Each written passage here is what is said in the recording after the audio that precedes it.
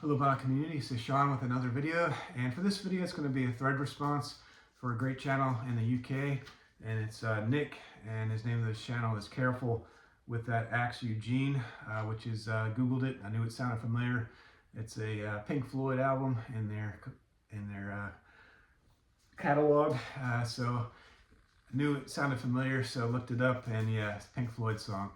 So I started watching this channel, Nick's channel, prior to this vinyl thread. I was a subscriber, although I didn't hit the bell and the notifications, so I missed out on some videos, I'm sure.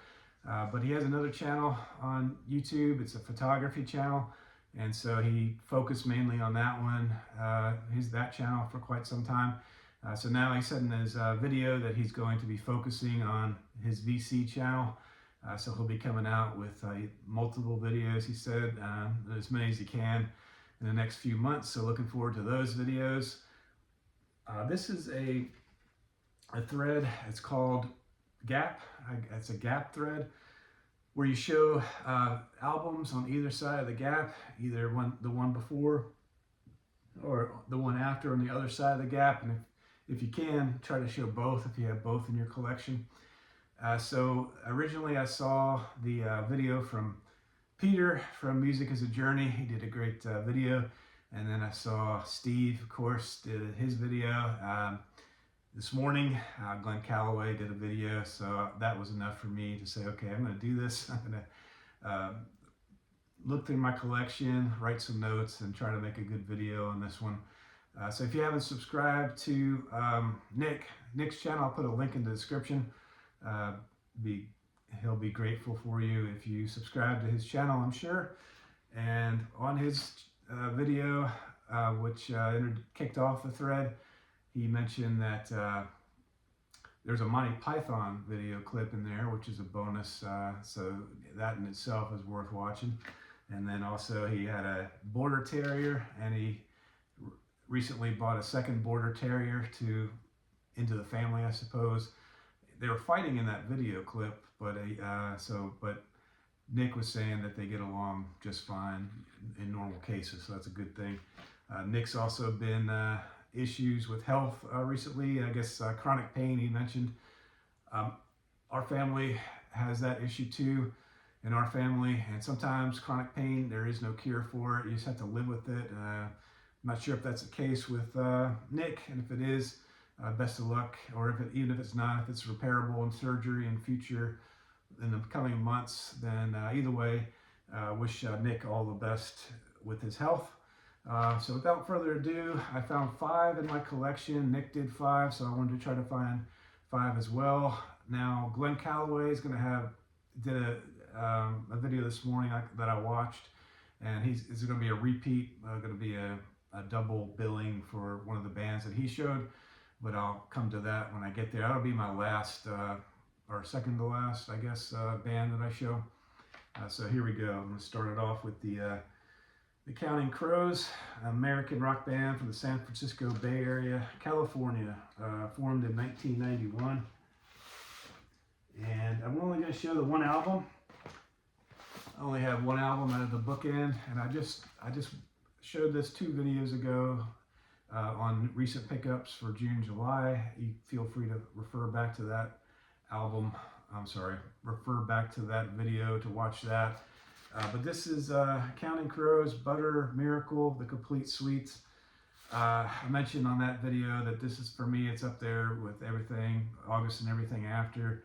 Originally, this was Butter Suites 1, the EP, with, I guess, 5 of the songs off the EP.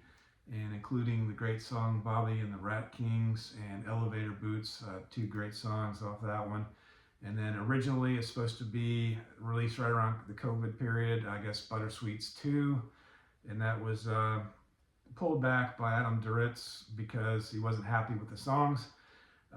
He wanted to pull it back, and it was a pandemic anyway, so I guess maybe more reason to pull it back, I'm not sure. But I did pull it back. It just came out this year, 2025. Super album. It is considered an LP. One of the prerequisites from the rules is don't show greatest hits. It has to be studio albums. So this is considered a studio album. So On the Sweets 1, they have a August and Everything After song that never made it to the August and Everything LP for some reason. So I haven't listened to it yet. I haven't streamed it. I'm gonna wait till I get that EP before I hear it. So no one call me on the phone with that song playing. Not that you would anyway. So that's the first band I'll show. The one before this one is Somewhere Under Wonderland 2014. So this is an 11-year span. And yeah, so Adam Duritz, one of my favorite lyricists, I guess you would say. Nice, his lyrics are outstanding. Always enjoyed his lyrics. I like his voice. I like his their approach to music. Just always have. But this one in particular, just a great album. And I couldn't remember on my last video that I showed what this variant was called. It's called Sweet Tart variant. To fit the sweets theme, I suppose. So that's Counting Crows as my first band that I'll show. Okay, and the second band is if you've watched my videos before, the second band I've also showed on many occasions. I have 600 records, so I had to pull from what I could to meet the requirements in this video. I wanted to do 5, the same as Nick did. So some of these are repeats from what I've shown previously in my videos, so apologize for that. But the Ocean Blue, Davy Jones, Locker, the span between albums for the Ocean Blue is 14 years. Davy Jones, Locker, this album here, 1999 release, considered on Discogs indie pop, which who cares what genre you're classified as. That's annoying anyway. They always have to having to classify, but they're kind of their own unique band. Formed in Hershey, Pennsylvania. I grew up in Reading, Pennsylvania, just down the road from Hershey, or perpendicular, or east or west of Hershey, I guess. I was east, I'm sure, of Hershey, if I remember correctly. And plenty of times going to Hershey Park and the amusement park, and then Hershey Chocolate, of course, is there. And so their first album came out in 1989. I moved from Pennsylvania by that time, but I really connected with them from their first album, the self-titled release, which features Drifting and Falling, Vanity Fair, Ballerina Out of Control, which I believe came on the next album. But yeah, Vanity Fair was like a shopping outlet that was near to me, not a far distance. And it had several tall brick buildings, like 1920s buildings, very old. A series of buildings, like 5 or 6, that kind of interconnected. And I just have fond memories from going shopping there with my mom and my sister. Going there to Vanity Fair was always something we look forward to. But anyway, so Ocean Blue, this song on here that's you might know, or actually if you don't know it, just go on YouTube and Google Denmark and Ocean Blue Denmark, and there's a great video. That's a great song off this one. So that's the album that came out in 1999. All right, and then the album that came out in 2013. No major hits off this one, but equally as great an album, I feel, as this album. It's called Ultramarine. It's got the great blue and yellow cover, which is always nice. And I forgot to show the vinyl for the first one. It's their later, I think Sire was their original. My older albums from the band were on Sire. And you can buy these records on the band's website. You can also buy them on Amazon. If possible, I should have bought all the albums off their website, but I didn't know, honestly, that you could do that until I found out later on. And then I bought the last remaining ones I needed off their website. But this one is on a nice blue vinyl, as you can see, and it's Corda Records, which the lead singer, David Shelzel, maybe pronouncing that wrong, helped found Corda Records. He has an ownership stake in it, I want to say. A lot of great bands on this record label. I think Echo and the Bunnymen, I think, has some releases off this one. I'm not sure. Maybe I'm thinking wrong on that. But Corda Records, and that's Ocean Blue. All right, and the ultramarine that I just showed, like I say, there's no hits really that maybe you might recognize probably, unless you're an Ocean Blue fan, but it's on this nice yellow vinyl.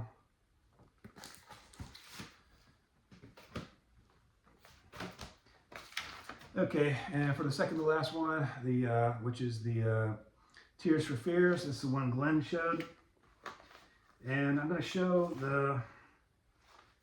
I don't have the earlier record, which came out in 2004. It was the Everybody Loves a Happy Ending, 2004, and this latest full-length LP is Tears for Fears, The Tipping Point. And not only probably my favorite album from this band, one of my favorite albums of all time is Tears for Fears, The Tipping Point. Just a masterpiece from start to finish. It's some great songs. The Tipping Point, I think, was about Roland Orzabal's divorce. No Small Thing is just beautiful. Break the Man, Long Time, just classic. Maybe my favorite two songs are on side B, and that's Rivers of Mercy and Master Plan. Just excellent. This one is off the, I'm sorry, this is a Gatefold with Roland there on the seesaw and Kurt right there. So this band did actually break up. Well, I guess they didn't break up, but the Kurt Smith left the band after Sowing the Seeds of Love album, and he went out to do his own thing. I felt like he needed to break away from the band because he felt he wasn't, he wanted to do his own thing, I guess, basically. Roland went ahead and kept the band up with two great albums, Elemental and Raul and the King of Spain, which I have on CD. I want to say Raul and the King of Spain, I don't think is on vinyl at all. And I want to say Elemental maybe, but it's extremely high in price, so maybe they'll do a reissue on that. But I try to collect all the Tears for Fears. I'm missing the Everybody Loves a Happy Ending, of course. I have streamed it, which I think it's a very good album in itself. Yeah, so Kurt Smith came back, and that's where the magic came back with this album here. Everything they do, of course, songs from the Big Chair, the song Sowing the Seeds of Love and The Hurting, which I have right here. I just played it, so I thought I'd just put it on the stack. Great albums with the combination of Kurt Smith and Roland Orzabal. And so then the last one I'll show is I did a full video on the Connells. Refer back to my previous works to view that video if you'd like to, if you haven't seen it. And I'll show the older album first. A full 20 years on this one. My CD case kind of fell apart. I bought it sealed, but it came with a broken CD case. But North Carolina band. This album was made in 2001. This was really, everybody thought it was their last album. This is Old School Dropouts. I bought this from a Whatnot seller, but I saw his page on eBay. He was selling it. One of the very few albums that are available. It's very hard to find on CD. It's a self-labeled album from Black Park Records, which is the band-owned record label. So this one is hard to find, of course. I paid, I think, $25 for the CD off the seller on Whatnot. He put it in the Buy Me Now section for me, and so I was able to purchase it from him. And his record store is North Carolina, so he had a mint copy which was unopened. So anyway, so just thrilled to have that. And the album that came in later was pause it for my dog.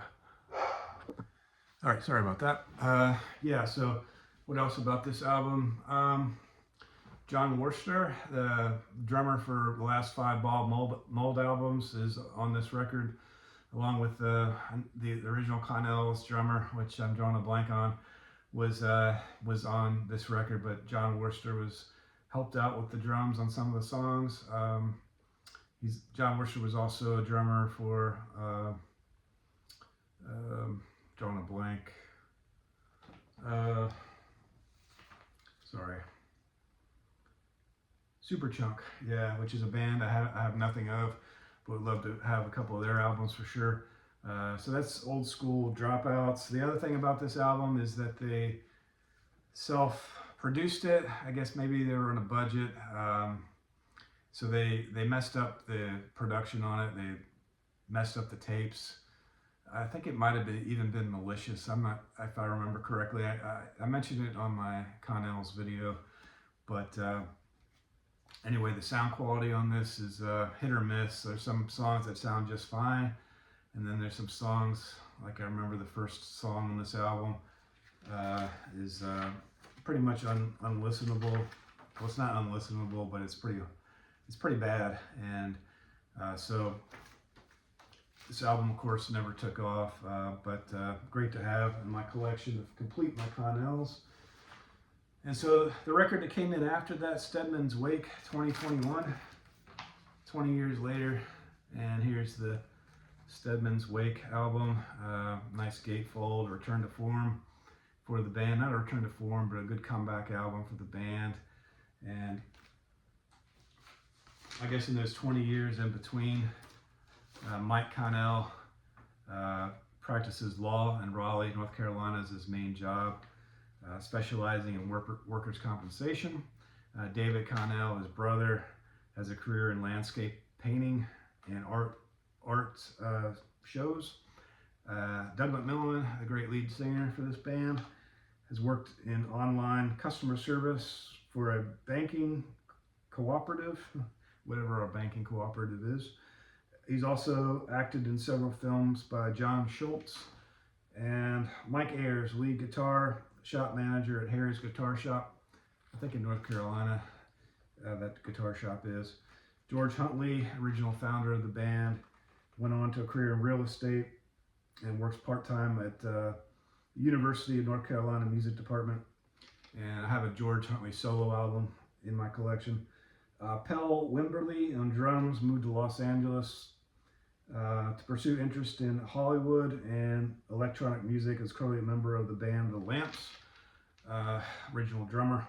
But a lot happened in those 20 years, and none of it was, the band broke up essentially, although according to Wikipedia, they never broke up.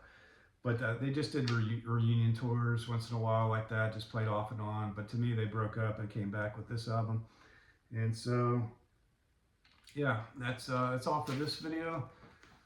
If you could subscribe to Nick's channel, again, I'll put a link in the description. And if you watched this far, I appreciate you watching. Any comments are appreciated. Thumbs up, or thumbs down, or derogatory comments also accepted. I'll respond to all comments with love. So we'll see you next time.